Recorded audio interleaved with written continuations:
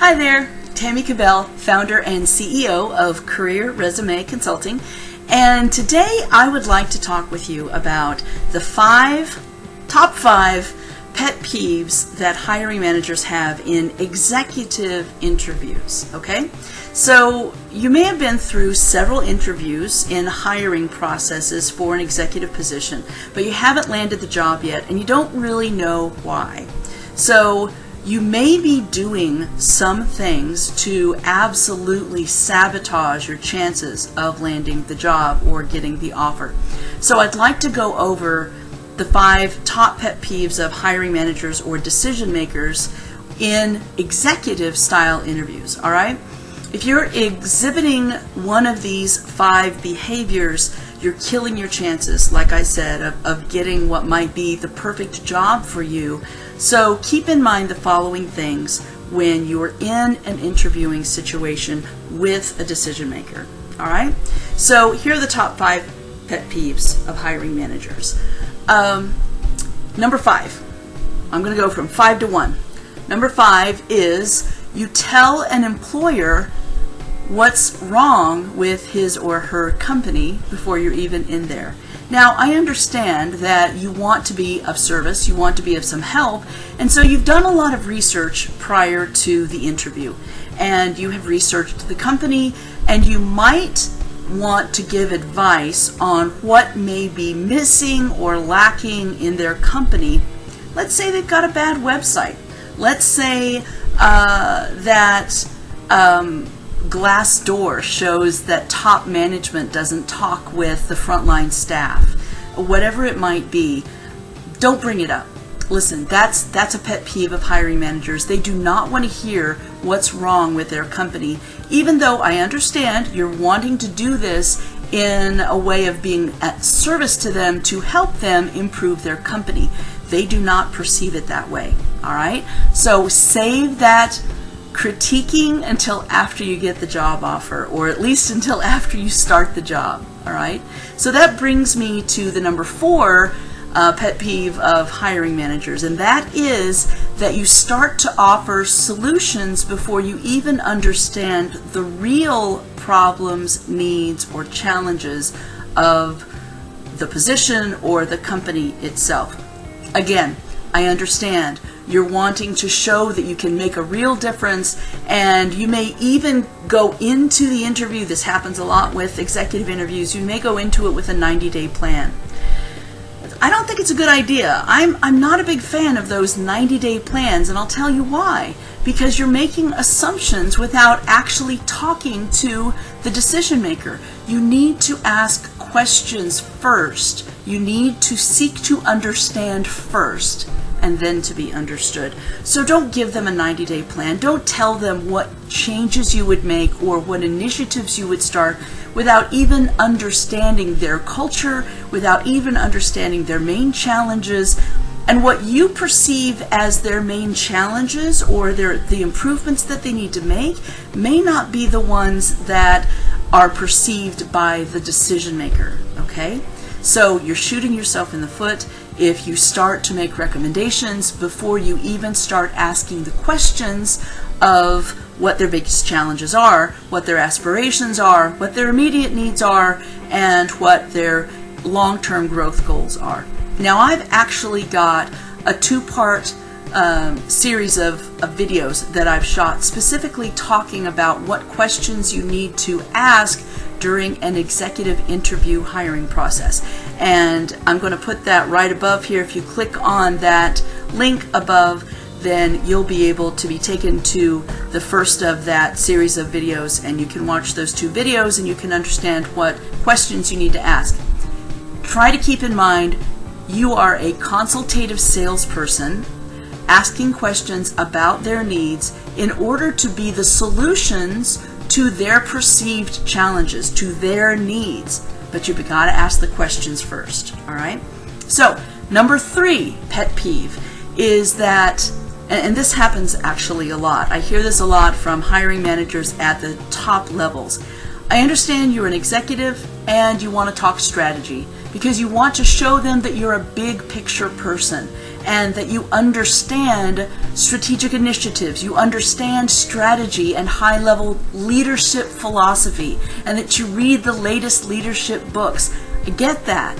That's really important. However, I will tell you, a big pet peeve of hiring managers is that somebody comes in and all they do is talk strategy. All they do is talk leadership books, but they don't talk implementation. They don't talk execution. In other words, the hiring manager doesn't know if you actually can walk the walk and not just talk the talk. They don't want executive leaders that can just talk strategy to the team members or to the staff. They want people who can actually implement the changes or the strategic plans that they're wanting to put in place. Okay? So that's the number 3 pet peeve. Number 2 is you give boring answers. In other words, you start to meander, you don't really have a point to the story, you get nervous, and the answer to the question starts to wander, and 5 minutes later you haven't gotten to your point. You actually haven't told a specific story with an achievement that has a quantifiable result. That's a big pet peeve. I can tell you there's a lot of hiring managers at the executive level that I have been told personally they don't even want to ask the question, so tell me about yourself, because they're afraid that the answer might be 20 minutes long. So keep your answers concise, to the point. If you're going to answer a question, make it a specific example, because stories sell. Okay? You can talk about the features of buying you or buying your services, which is basically what you're doing if you're getting hired. You can talk about the features all you want, but stories sell. So tell the story. And the way you tell the story is in 4 parts. You set up the situation. You explain the opportunity that it presented to you. Now that may not happen every single time, but if there's a challenge that's been presented to you, you can see that challenge as an opportunity to make a difference, or an opportunity to exceed the customer's expectations, or an opportunity to save the company a lot of money. And then you give the actions that you took. In other words, the execution, right? Actions that you took, and then the quantifiable result. As a result of the actions that I took, and leaders don't like to talk about themselves. Great leaders like to give credit to all of their team members. We totally get that, right? But people aren't hiring your team. People aren't hiring your staff. People aren't hiring the people that you've led. People are hiring you. So they want to know what you did. So if you were responsible for leading the team that created the effort, that made a difference, then take credit for it. It's okay. If you're ever going to toot your horn, you've got to do it in an executive interview. That's the time to do it. All right? So quantifiable result is the last piece of that. You have to have numbers. People are always attracted to numbers, and people want to know, what difference did you make to the bottom line of the achievement that you had? What quantifiable difference did you make? So in an executive interview, you want to set up the situation, explain the action that you took, and also give the opportunity that it presented, and then the quantifiable result. And I call that a SOAR story. SOAR, situation, opportunity, action, result. Which brings me to the number 1 reason or pet peeve that executives have about people that come in and really bomb the interview. You know what that is? It's that they don't treat their administrative staff or their frontline staff with the respect that they deserve. That's really, really important. As a matter of fact, there was a 2009 study, it was pretty widely known in the career field, that executives place a significant amount of importance on what their executive assistants feel about a candidate. I know that was true in my job when I was a hiring manager at a very large company here in Kansas City, Missouri.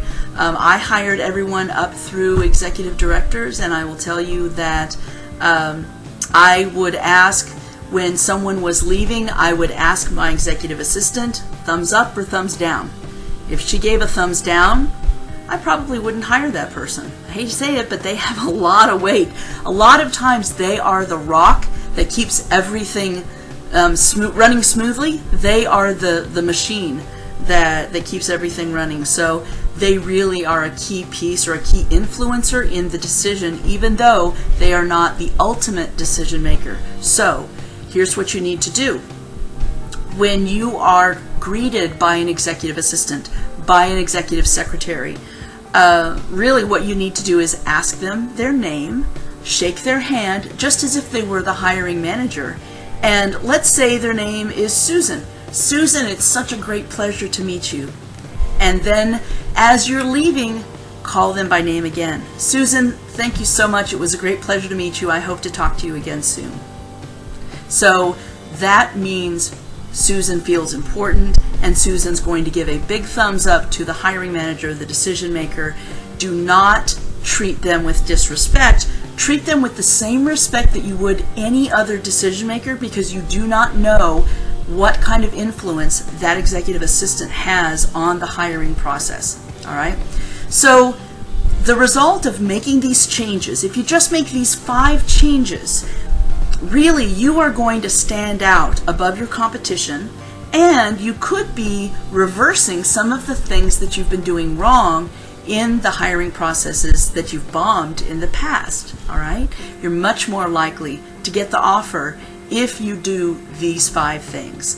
If you'd like some personalized coaching during the hiring process, if there's a job that you really, really want, I actually do personalized coaching. It means spending a lot of time with me, usually 4 to 8 hours before the first interview, and I work with you extremely closely to greatly increase the chances of you getting the job if it's a job you really want. And I also help you negotiate. I'm behind the scenes. They don't know I'm there. I help you negotiate a package that pays you what you're worth.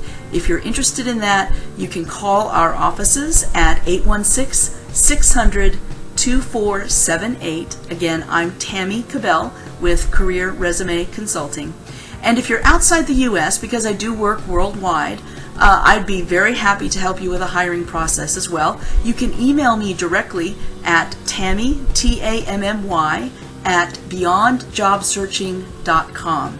So I hope this information has served you well today, and I hope that your next interview process is a rousing success. If there's anything that I can do for you, please let me know. Have a wonderful week, make it a very productive week, and I will talk with you soon. Bye now.